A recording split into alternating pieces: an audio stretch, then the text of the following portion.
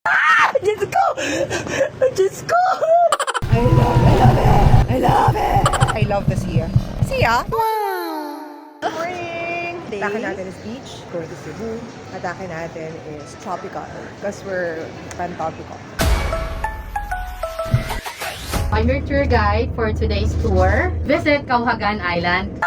Diyos ko! Diyos ko! From the main island, nagbangka kami mga 30 minutes going to this island. And syempre, winelcome kami ng mga drum beaters.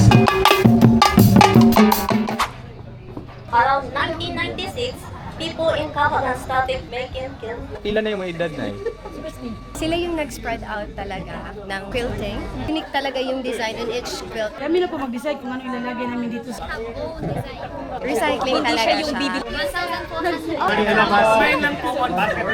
What do you think about this? Maybe this is fashion to me.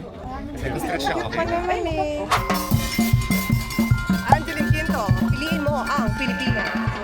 We are here at Kauhagan Island. Maganda akong lumangoy eh. Kaya lang, kung ako lang yung magsaswimming dun sa team, parang medyo nakakahiya dito. So, may ibang maliligo, I will swim. But if not, tampisaw. Grounding, we're gonna do grounding work. Where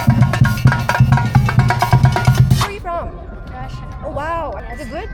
Is the fish inside? Yes. Oh, wow. Napasabak pa tayo sa interview ng isang Russian na bagets. Wow! I love it! I love it! I love the sea. Sia? Bakit ako siya ng sia? I love the sea. Woo!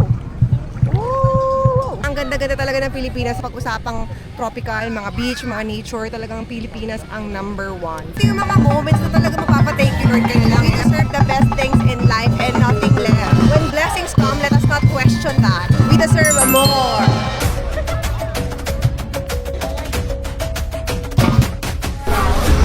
Yay! We are back here at the Roroport. Balik na kami ng hotel. Kailangan namin maligo at mag-freshen up because we are going to our afternoon tour. Let's go! I love it!